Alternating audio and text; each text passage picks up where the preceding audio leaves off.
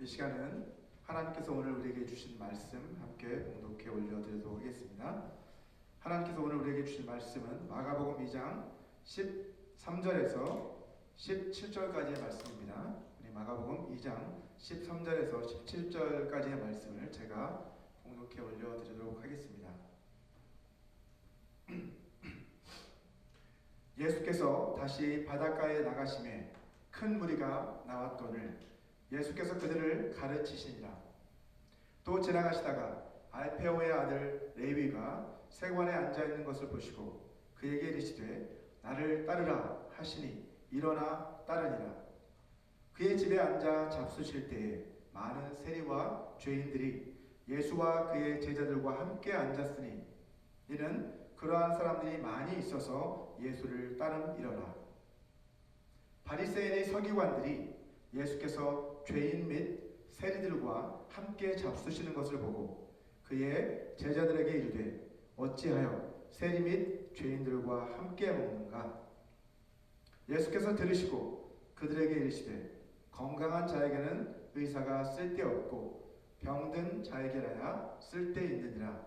나는 의인을 부르러 온 것이 아니요 죄인을 부르러 왔노라 하시니라. 아멘. 자, 오늘은 마가복음 강의 8번째 시간으로 마가복음 2장 13절에서 17절까지의 오늘 본문 말씀을 중심으로 죄인을 부르러 오신 예수님이라는 제목으로 여러분과 함께 말씀의 은혜를 나누고자 합니다. 오늘 본문의 사건, 이전의 사건을 보면 이전에 두 사건이 있었잖아요. 그 두 사건과 오늘 본문의 사건은 서로 긴밀하게 연결되어 있는 것을 볼 수 있습니다. 나병 환자를 고치신 사건, 그리고 중풍병자를 고치신 사건이었죠. 자, 그 사건들과 오늘 본문에 세리를 제자로 부르신 이 사건이 서로 어떻게 연결되어 있을까요? 이 세 사건은 하나님 나라에 들어가게 될 사람들이 어떤 사람들인지를 우리에게 보여주는 사건들이라고 할 수 있습니다. 나병 환자는 부정환자로 낙인 찍혀서 사회로부터 격리된 삶을 살아가야만 했던 그런 사람이었습니다. 자, 그리고 중풍병자, 그는 자기 혼자서는 아무것도 할 수 없는 아주 무력하고 소망 없는 그러한 삶을 살아가던 그런 사람이었습니다. 또한 인간의 질병이나 신체적 장애를 인간의 죄에 대한 그런 하나님의 징벌이라고 인식했었던 그 당시 유대 사회에서 죄인으로 취급받았었던 그러한 사람들이었습니다. 자, 그렇다면 오늘 본문에 등장하는 이 레위라는 사람은 어떤 사람이었을까요? 레위는 동족이었던 유대인들에게서 세금을 징수하는 사람, 그래서 그 세금을 징수해서 로마 제국에 바치는 일을 하던 세리라는 직업을 가졌던 사람이었습니다. 자, 여러분도 잘 아시다시피 그 당시 이스라엘은 로마의 식민 지배하에 놓여 있었습니다. 로마는 식민지 지역으로부터 효과적으로 세금을 거두어들이기 위해서 현지인들을 세리로 임명해서 세금을 거두어들였습니다. 자, 세리가 하던 일은 오늘날의 세관원들이 하는 그러한 일과 같은 일이었겠죠. 자, 세관원은 관세청에 소속되어서 주로 공항이나 항만 혹은 국경 지역에 설치된 세관이라고 하는 곳에서 여행자의 들어오는, 그 나라로 들어오는 사람들의 소지품과 수출입 화물, 자, 이러한 것들의 관세를 징수하는 국가 공무원을 가리켜 세관원이라고 하죠. 자, 하지만 예수님 당시의 세리는 국가 공무원이 아닙니다. 그 당시 세리는 로마가 고용한 일종의 커스텀스 브로커죠. 커스텀스 브로커, 즉 세관 중개인이라고 할 수 있습니다. 저는 현재 바이보케이셔널로 목회와 일을 함께 하고 있는데 제가 지금 일하고 있는 그 회사가 바로 커스텀스 브로커리지 회사입니다. 회사에서 제가 매일 하고 있는 그런 업무가 바로 해상과 항공과 육로를 통해서 미국으로 수입되어지는 그런 물품들에 대한 통관 절차를 대신 처리해주고 세금 납부를 대신, 관세 납부를 대신 처리해주고 그에 대한 수수료를 받는 일, 그것이 바로 제가 하고 있는 일입니다. 물론 그렇다고 해서 제가 하고 있는 이 통관 일이 오늘 본문에 나오는 레위가 하는 일과 아주 똑같은 일이라고 오해하시면 안 됩니다. 저희 회사는 다른 통관 회사들과의 합법적인 경쟁을 통해서 고객들을 유치해서 그 고객들이 정부에서 정한 그 관세 규정에 부합한 그 범위 내에서 최대한 관세를 적게 낼 수 있도록 돕는 일을 하고 있는 것이죠. 하지만 그 당시 세리들은 로마 정부에 납부해야 될 그 금액보다도 훨씬 더 과도한 관세를 부과함으로써 부당한 이득을 취하는 그러한 일들이 참으로 많았습니다. 이 때문에 세리들은 유대인들에게서 민족의 반역자로 낙인을 찍혔고 멸시와 증오의 대상이었습니다. 자, 이처럼 나병환자나 중풍병자나 세리들은 철저히 이스라엘 언약 공동체 안에서 철저히 아웃사이더들로서 그렇게 인식이 되었고 또 죄인으로 취급받았던 그러한 공통점들을 가지고 있습니다. 자, 유대인들은 나병환자나 중풍병자나 세리들과 같은 그러한 사람들은 하나님 나라와 거리가 먼 사람들이다 라고 그렇게 생각을 했습니다. 하지만 예수님께서는 이처럼 사회로부터 소외를 당하고 또 멸시를 당하던 이러한 사람들을 찾아가셔서 그들의 친구가 되어주셨고 그들을 하나님 나라로 초대해 주셨습니다. 오늘 본문에 나오는 레위가 바로 그 대표적인 인물이라고 할 수 있습니다. 오늘 말씀을 통해서 주님은 죄인들을 부르시기 위해 우리 가운데 오셨다는 그 사실을 우리가 깨닫고 저와 여러분 모두가 하나님 나라로 우리를 초대하시는 그 주님의 부르심에 다시 한번 응답하는 그러한 사람들이 되기를 소망합니다. 먼저 오늘 본문 13절 말씀을 같이 한번 읽어보도록 하겠습니다. 13절 예수께서 다시 바닷가에 나가심에 큰 무리가 나왔더늘 예수께서 그들을 가르치시니라 라고 기록을 하고 있습니다. 자, 여기에서 바닷가란 갈릴리 해변을 말하는 것이죠. 어느 날 예수님께서 다시 갈릴리 해변으로 나가시니까 큰 무리가 그에게 몰려들기 시작합니다. 자, 이처럼 예수님이 갈릴리 해변을 중심으로 복음을 전하신 이유는 그 당시 사람들이 많이 살았던 그 도시들은 대부분 갈릴리 해안에 위치하고 있었기 때문입니다. 또한 갈릴리 해안은요, 한꺼번에 많은 사람들한테 복음을 전하기에 최적합한 장소였습니다. 아마도 사람들은 갈릴리 해안의 그런 완만한 그런 산 비탈에 사람들이 다 앉아있고 예수님은 갈릴리 해안가에 정박해 놓은 그 배 위에 올라가셔서 그들을 가르치셨을 것입니다. 또한 여기서 나와권을 이라고 지금 번역하고 있는 그 헬라어 동사는요, 헬라어 원문에 보면 미완료 시제로 되어 있습니다. 제가 여러 번 말씀드렸지만 헬라어 미완료 시제는 이미 시작된, 과거로부터 시작된 어떤 행위가 반복적이고 또 지속적으로 이루어지고 있는 그런 상태를 표현해주는 그런 시제가 바로 미완료 시제입니다. 따라서 사람들이 예수님 앞으로 나오기는 나오는데 이미 이전부터 계속해서 나오고 있었고 몰려오고 있었고 지금도 계속해서 몰려들고 있는 그런 모습을 아주 생생하게 표현하는 것이라고 할 수 있습니다. 마찬가지로 그 뒤에 그들을 가르치시니라 라고 하는 그러한 동사 역시도 미완료 시제로 되어 있는데요. 이 또한 주님께서 쉬지 않고 계속해서 몰려오는 그 사람들을 계속해서 가르치시는 그 모습을 생동감 있게 표현해주고 있습니다.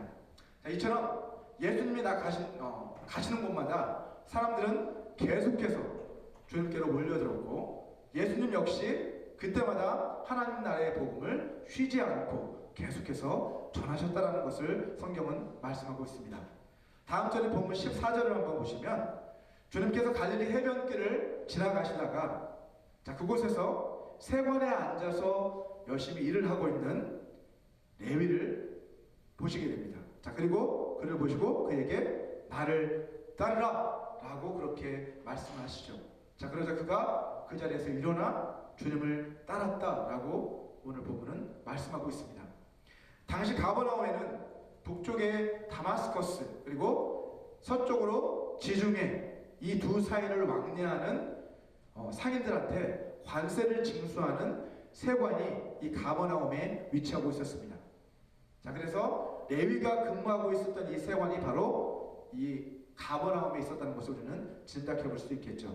자, 이 구절의 병행 구절인 누가복음 5장 27절과 28절을 보시게 되면 예수님이 세관에 앉아 일어나는 이 레위를 부르시는 장면을 좀 더 누가는 자세하게 기록하고 있는 것을 볼 수 있습니다.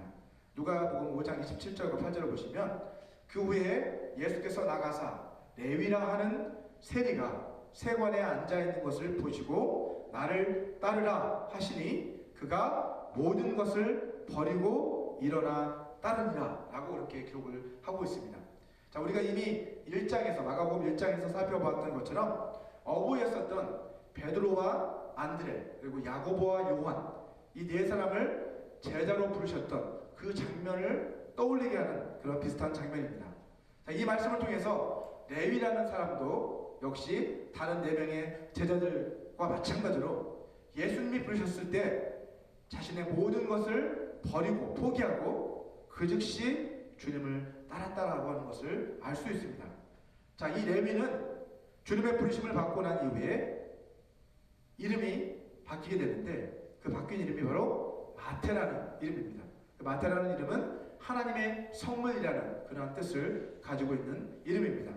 주님을 만나고 나서 이름이 새롭게 바뀐 것이죠. 마치 시몬이 베드로라는 이름을 받았던 것처럼 아마도 레위 역시 마태라는 그런 이름을 새롭게 갖게 된 것으로 보여집니다. 자, 마태는 12사도들 가운데 한 사람이죠. 또한 마태, 마가, 누가, 요한 이 사복음서의 저자들 가운데 한 사람이기도 합니다. 마태복음을 기록한 저자가 바로 이 레위 마태입니다. 자, 본문 15절을 한번 보시게 되면 주님을 만나서 변화를 받게 된 마태는 예수님 일행과 자신의 동료들을 자기 집으로 초대를 합니다. 그리고 잔치를 베풀죠. 자, 그의 집에 앉아 잡수실 때에 많은 세리와 죄인들이 예수와 그의 제자들과 함께 앉았으니 이는 그러한 사람들이 많이 있어서 예수를 따르미러라 라고 기록을 하고 있습니다. 자, 여기에서 그의 집이라고 하는 것은 누구의 집일까요? 어떤 사람들은 예수님의 집이다 라고 이렇게 해석을 하기도 하지만 제 생각에는 여기 그의 집은 레위의 집을 말하고 있는 것으로 보여집니다.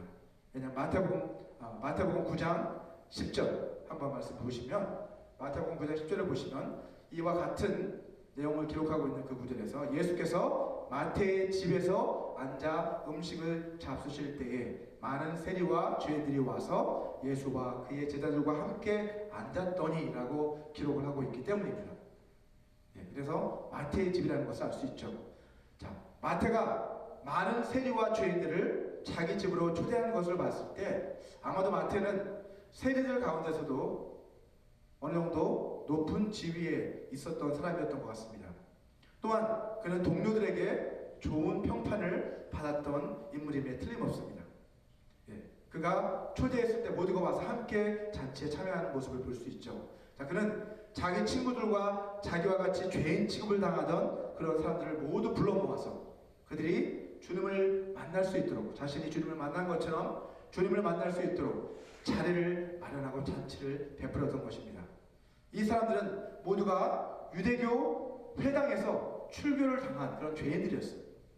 그들은 하나님을 예배하고 싶어도 예배할 수가 없었던 그런 사람들이었습니다. 마태의 집은 이처럼 죄인으로 정죄받아서 유대사회로부터 완전히 출교를 당한 아웃사이더들이 모여서 주님의 말씀을 듣는 그러한 장소가 된 것이죠. 자, 그런데 이 광경을 보고 아주 못마땅해하는 그런 사람들이 그곳에 있었습니다.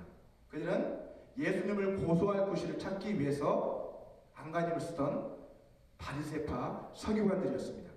그들이 이곳에 온 이유는 예수님의 가르침을 듣고자 함이 아니라 예수님에게서 고소할 구실을 찾아내기 위해서 온 것이죠. 본문 16절 말씀을 같이 한번 보시면 이렇게 기록을 합니다. 바리새인의 서기관들이 예수께서 죄인 및 세리들과 함께 잡수시는 것을 보고 그의 제자들에게 이르되 어찌하여 세리 및 죄인들과 함께 먹는가? 라고 말씀합니다. 자, 여기에서 바리새인의 서기관들이라고 한 것을 보면 바리새파 서기관들이라는 것을 알 수 있고 바리새인들이 파송한 서기관들이라는 것을 알 수 있습니다. 자, 이 서기관들은 백성들에게 성경과 율법을 가르쳐주고 또 율법의 규정에 어긋난 삶을 살지 않도록 백성들을 지도하는 그러한 사람들이었어요. 지도자들이었죠. 자, 그들은 예수님께서 죄인 및 세리들 그들과 함께 식사하는 그 모습을 보고 나서 예수님의 제자들한테 말합니다. 그들에게 뭐라고 말합니까?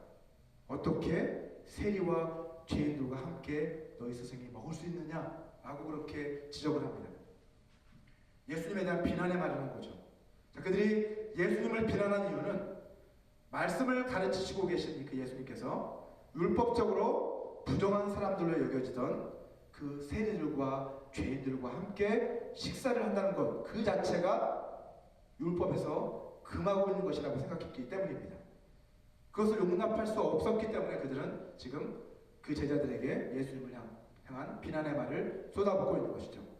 아마도 서기관들은 이 광경을 보고 죄인들이 의인들의 모임에 들지 못하리라 라고 했던 시편 1편 5절의 말씀을 떠올렸을지도 모릅니다. 자, 시편 1편 5절을 보시면 이렇게 고백하고 있죠. 그러므로 악인들은 심판을 견디지 못하며 죄인들이 의인들의 모임에 들지 못하리로다. 그들이 보기에 만약에 예수님과 그 제자들이 의인들이라면 저 죄인들과 함께 모임을 갖는 것은 말도 안 된다는 것이죠. 자, 그런데 예수님께서는 그들이 하는 이 말을 들으셨어요. 사실은 그들이 제자들한테 말을 했지만 예수님 들으라고 큰 소리로 말했던 것 같습니다. 자, 예수님께서 그 말을 들으시고 이렇게 말씀을 하십니다. 본문 17절 말씀을 다시 한번 읽어보겠습니다.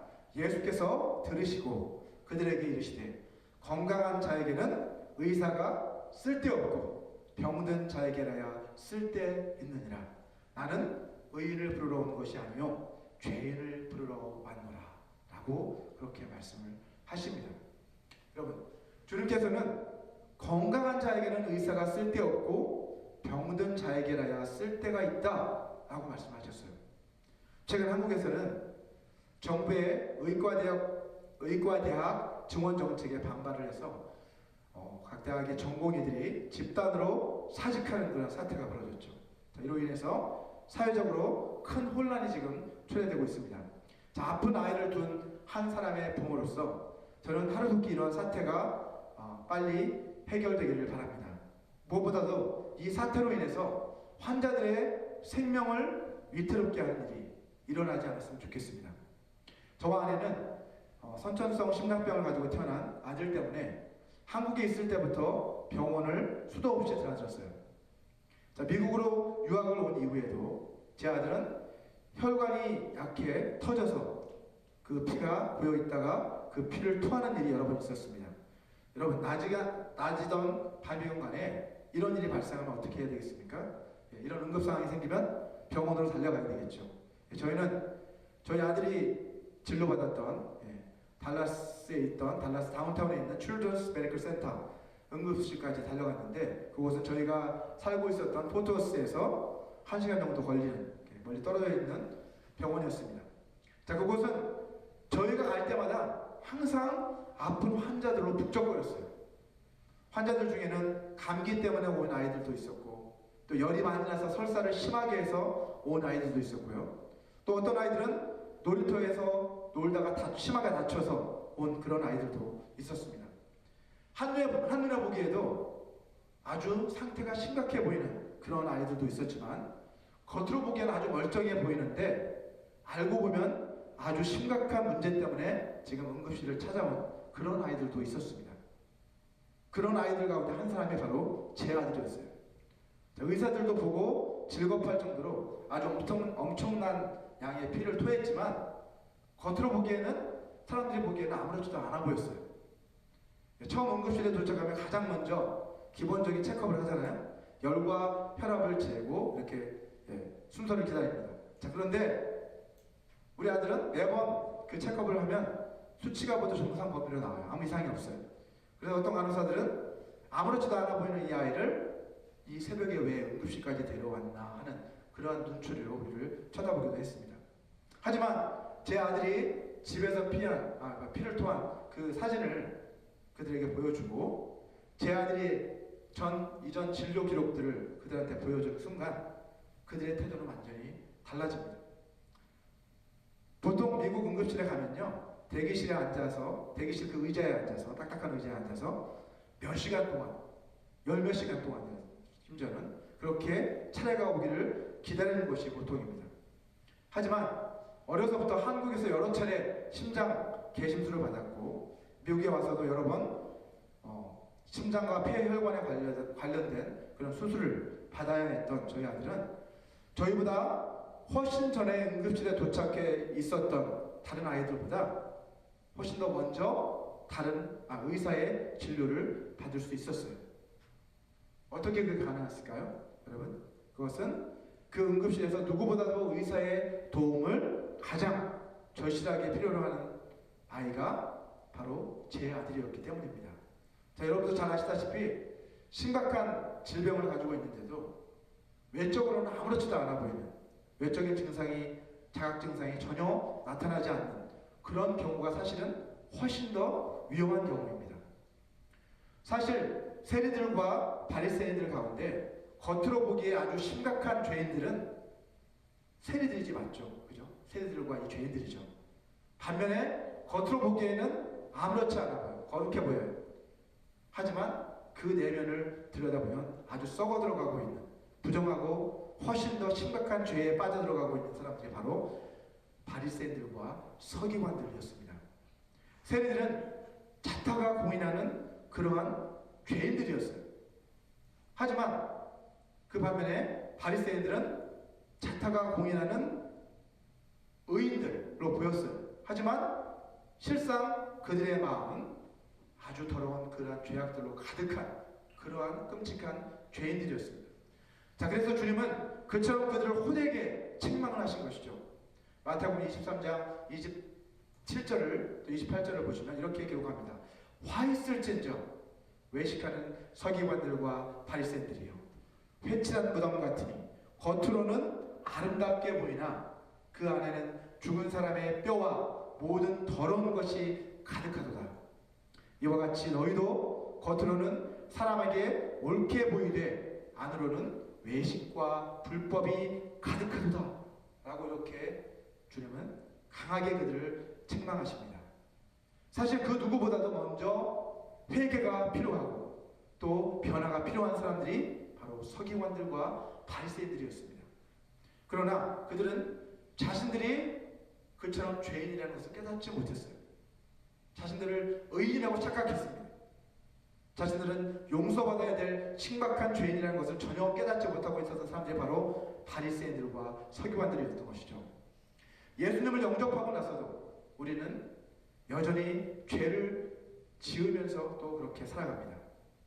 교회에 다닌다고 해서 예수님을 자신의 구세주와 주인으로 이미 영접했다고 해서 하루아침에 우리가 완벽한 의인이 되는 것은 아닙니다.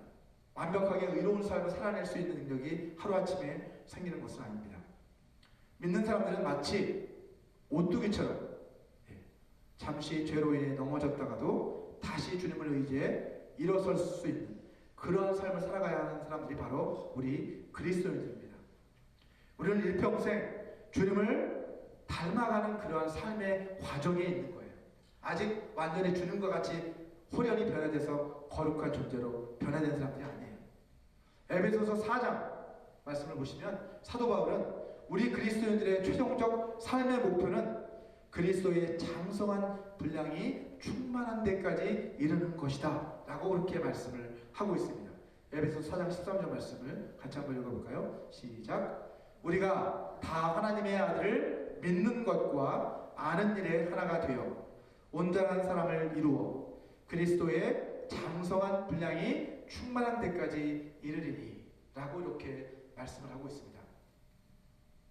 자, 여기에서 바울은 우리가 먼저 하나님의 아들을 믿는 것과 아는 일에 하나가 되어야 한다라고 그렇게 강조하고 있습니다. 자, 믿는 것과 아는 것이 하나가 된다는 말은 무슨 뜻일까요? 자, 여기서 믿는 것이란 우리가 믿는 믿음의 내용을 말하는 것입니다. 우리가 믿는 믿음의 내용들이 있잖아요. 하나님은 어떤 하나님이라고 믿고 예수님은 어떤 주님으로 믿고 하는 그러한 믿음의 내용들을 말하는 것인데, 그러면 아는 일이란 무엇을 말하는 걸까요? 아는 일. 우리가 믿는 것은 그런 믿음, 우리가 믿는 믿음이 있잖아요. 하나님에 대한 믿음. 그렇다면 아는 일이란 무엇을 말하는 걸까요? 우리가 믿는 그 믿음의 내용, 그 내용을 우리의 직접적인 삶의 체험을 통해서 우리의 그 믿음의 내용을 실제 경험하게 되는 것을 말하는 거예요. 예를 들어서 예수님의 신뢰의 능력을 믿는 것, 그렇죠? 그건 믿음의 내용이잖아요. 주님은 우리를 능히 치료하실 수 있는 하나님이십니다라고 우리는 그렇게 믿어요. 근데 그 예수님의 신뢰의 능력을 직접 나 자신이 체험했을 때 비로소 그것을 알게 되는 것이죠. 성경에서 알게 된다는 것은 이처럼 경험을 통해 체득하게 되는 것을 말한다고 말씀드렸어요. 그래서 믿는 것과 아는 것이 하나가 된다는 것은 내가 믿는 그 믿음의 내용을 내가 주님과의 친밀한 그런 관계를 통해서, 체험을 통해서 알아가는 그 과정, 그것이 바로 믿는 것과 아는 일이 하나가 되는 과정이에요. 단순한 어떤 지식적인 알을 말하고 있는 게 아니죠. 체험을 통해서 주님을 알아가게 되는 그러한 삶의 과정이 바로 이 과정입니다. 그것을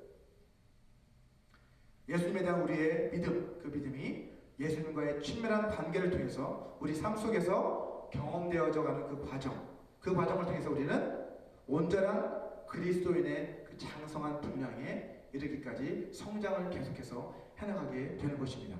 이러한 이 성장의 과정을 가리켜서 신학적으로는 성화, sanctification이라고 합니다. 자, 그런데 이것은 쉬운 말로 하면 거룩해져 가는 그러한 과정이다 라고 말할 수 있어요. 이것은 모든 믿는 자들이 거쳐야만 하는 과정입니다. 자, 그리고 그 과정의 마지막 최종 목표는 무엇이에요? 그리스도의 장성한 분량이 충만한 데까지 이르는 것. 그것이 우리 삶의 최종적인 목표라는 것이죠. 모든 그리스도의 삶의 목표는 그리스도의 장성한 분량에 이르는 것. 그것이 우리의 삶의 목표라는 것입니다. 우리의 성화의 마지막 목표는 예수 그리스도를 닮아가는, 닮는 것. 궁극적으로 예수님과 같아지는 것. 그것이 바로 우리의 삶의 최종적인 목표라고 바울은 이 구절에서 말씀하고 있습니다. 자, 예수님은 평범한 어부들을 자신의 제자들로 부르셨을 뿐만 아니라 죄인으로 취급받던 이 세리도 지금 제자로 부르시는 것을 우리는 볼 수 있습니다. 자, 이것은 오늘날도 마찬가지입니다. 주님의 부르심은요, 모든 사람들에게 다 오픈되어 있다는 것을 오늘 본문 말씀을 통해 우리는 확인할 수 있습니다.